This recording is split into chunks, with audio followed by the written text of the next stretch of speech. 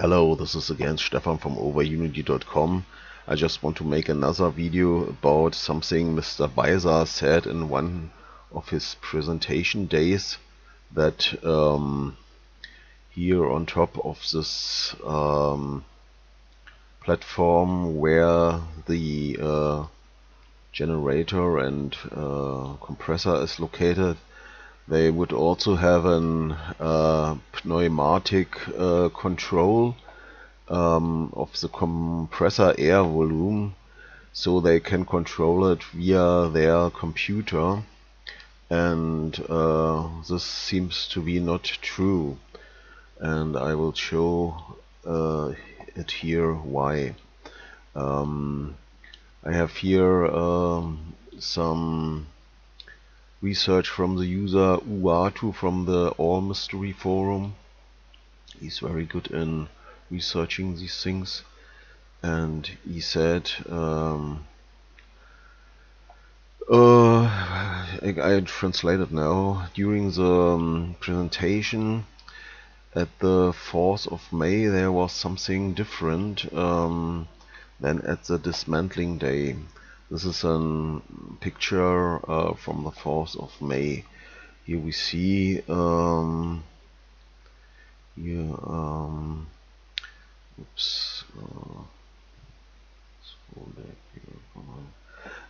there we see this gray box and a gray cable over here, and this changed later on. The next picture is a similar cutout of a picture from the dismantling day, and this cable is has now white color, and now runs with a thin black cable, which is from the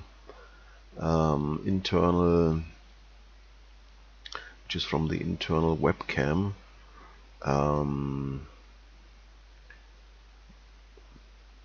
And and with a RPM meter, and here we see that here now it's a white cable here. Oops. So it zooms in here when I press it, and it's different, and it's bundled here with this black cable from the RPM meter or from the internal webcam. And here we only see up here a manual control valve where you can set it over here. This is a knob for the manual control valve, and here you see some connectors here from the hoses. So and he writes again, here you can see it on this next picture after the dismantling. This is already known from the 2-meter kinetic power plant with a small model. On this white cable here, you can see is here some kind of differential pressure switch. That's just a differential pressure switch. Here with a blue hose comes in the air pressure, and this is just a mechanical switch. You can set it here with a knob to a special Pascal reading when it's just toggled the switch, the mechanical switch inside here. That means you must have a special pressure, so the switch is really toggled. Below this pressure threshold, the switch will be off again. There is no automatic control valve here which could be controlled via any computer. This is only a sensor to see if there is pressure or if there's not pressure. There's any pressure, so to say. And this is again the manual control valve with the manometer attached. Let's see, this is this one here. The manometer shows the pressure, and this is a manual valve. Over here comes the air into this device, and at the other side goes out. And with this knob you can set like a needle valve, so you can restrict the air pressure a bit. So this will not then you can restrict the air pressure, and you have a higher pressure than inside the hose. Alright, so there is no automatic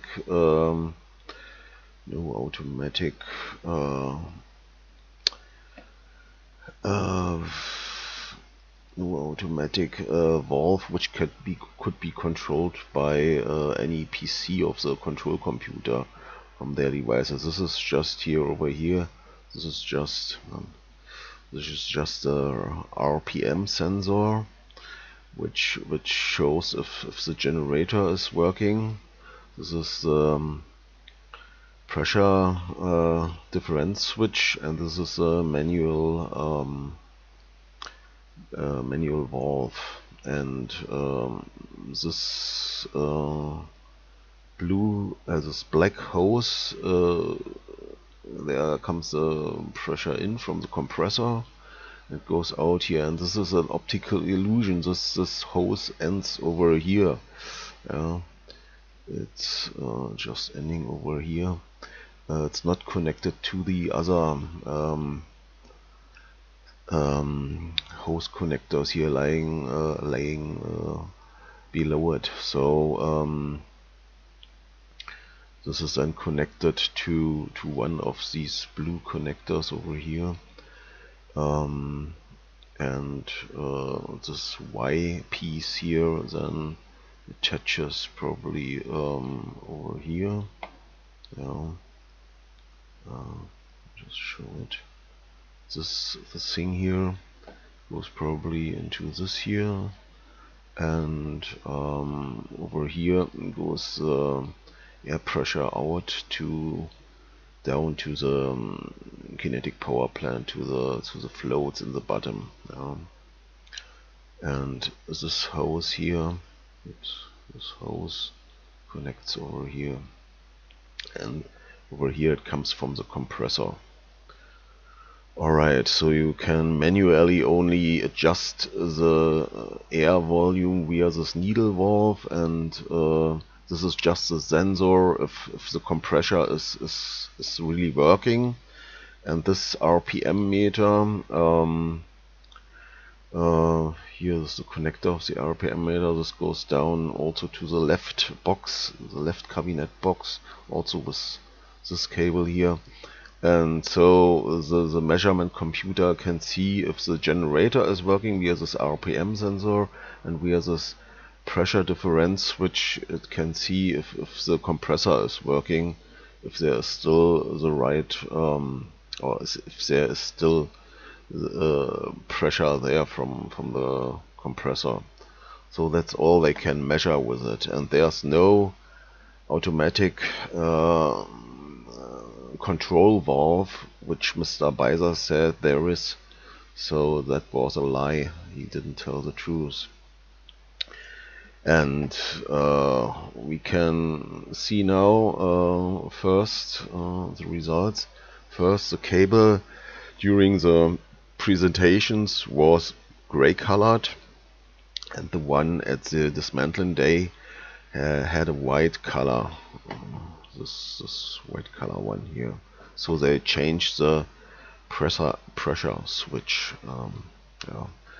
So second, the cable during the presentation had a special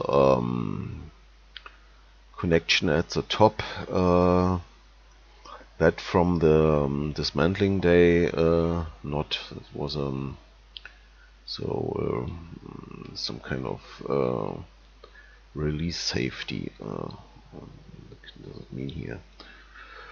So it could not be ripped out. So third, the small box, the gray small box that where the cable went to at the top, was during the presentation days rectangular box and not round box, as in the dismantling day, where they had just this white box over here. Yeah. So there's still another photo where you can see this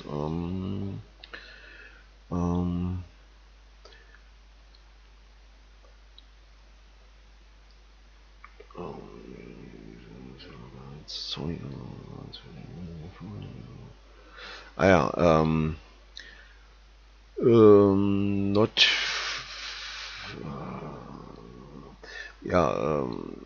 not related to the pneumatic, to the claimed pneumatic control circuit. You can see on the upper from these pictures that they changed here these things, the hose for the suction out of the water.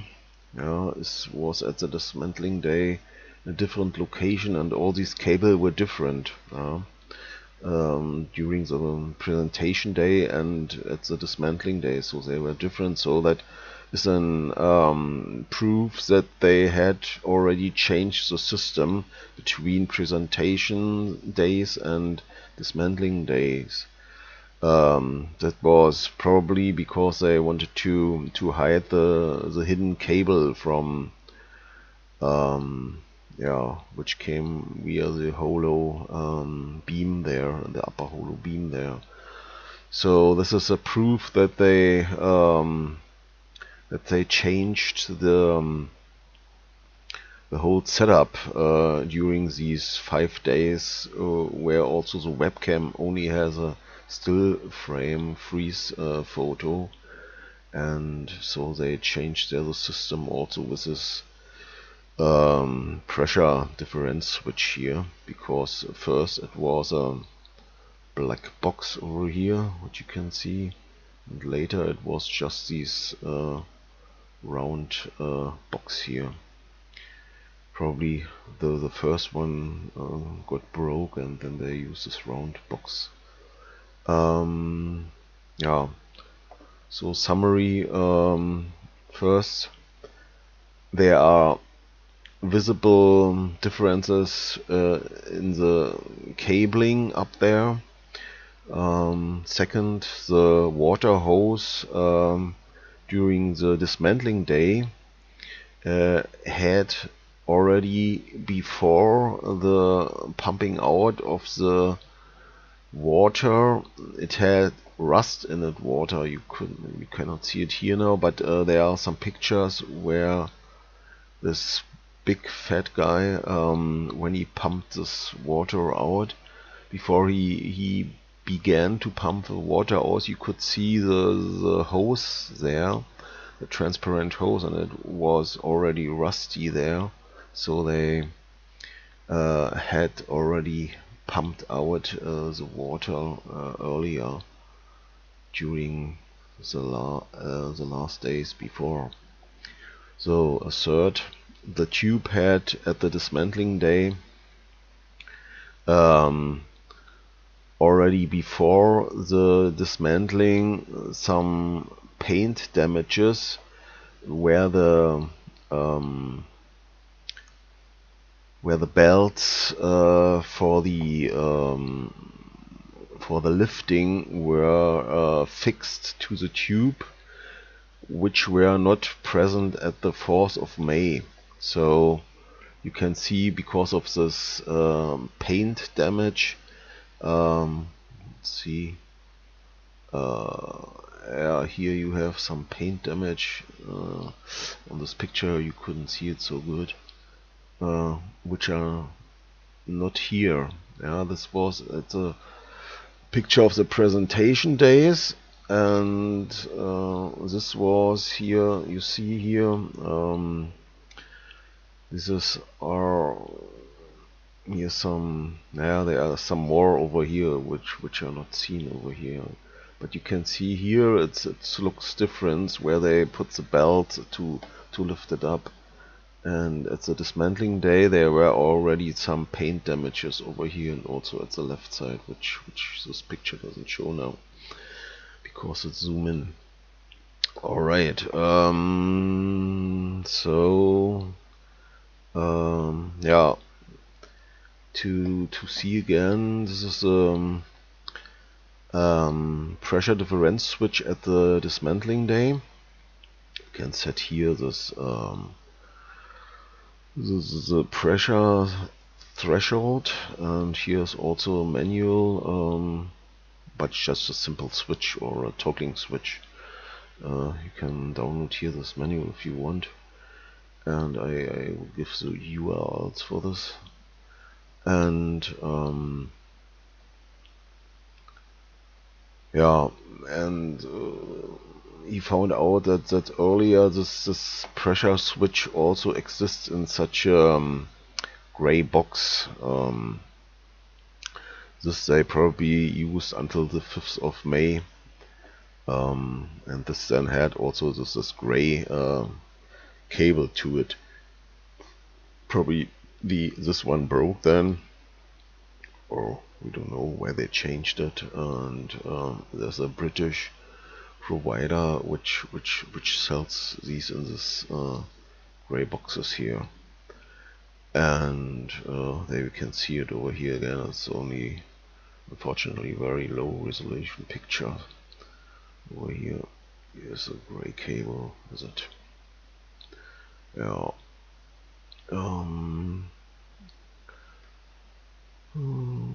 No, this is just not so important. They explains what kind of screws this has here, but the similarity is you can set the pressure threshold 100 Pascal. So the conclusion is there was nowhere any pneumatic automatic control from this whole systems, how Rosch and Gaia claimed always. There's no cable for it, also no control valve for this, which you could control from the computer down there from the cabinet. The compressor, the membrane compressor, was running always with full power, and the air volume was always the same, only set manually via this manual. What was it here? Via this manual valve. So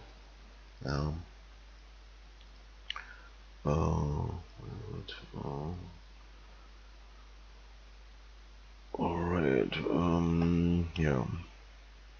So the air volume was always the same. They couldn't control it via any automatic valve because there was no automatic valve. 5 cables were coming down from the top there to the bottom of the hall. The first cable was the generator output. This was a big black cable. The second was a compressor, membrane compressor power supply. This was also a bigger gray cable. It came from the distributor connection boxes on the floor. and so the membrane compressor was totally unregulated, unadjusted, so it was always running at full power. The third cable was a RPM meter sensor that went to the left cabinet box where the processing unit was located. And the fourth cable was a pressure difference switch, went also to the left cabinet box where the CPU control computer was located. And fifth, the inner webcam, which was not used. It was a black long cable ring which was laying beside the tube, which was not connected. So no one of these cables could control any automatic valve or something like this. Yeah. They only had the RPM sensor and the pressure difference switch. Only with these two sensors they could see if the generator was still rotating and if the pressure was up there, and so the membrane pump was still working.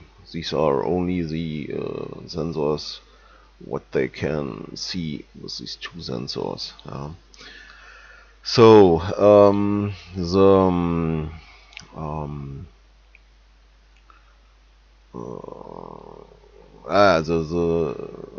the chaining of the pressure hoses, you can see it from the several photos we have already seen. The main membrane compressor output went to the manual valve with a manumeter attached to this one here. Oops, to this one, yeah. And then it went to the Y piece. And the first leg went into the tube down there to the floats, and the second leg of the Y piece went to the pressure difference switch, and that's it, nothing more. Nowhere could the air volume be controlled via this computer down there. So now there's a question: why did they at all had a control computer in the left lower cabinet box down there? It had only these two inputs, the RPM sensor and the pressure difference switch sensor, and probably only one output, the control line going to the relays in the very right cabinet box, where the output power from the whole system could be shut down. So they just measured if the RPM meter was still turning and the pressure difference switch was still showing the right pressure, and if not, they just shut down the whole system. So the output power was cut then. So the function is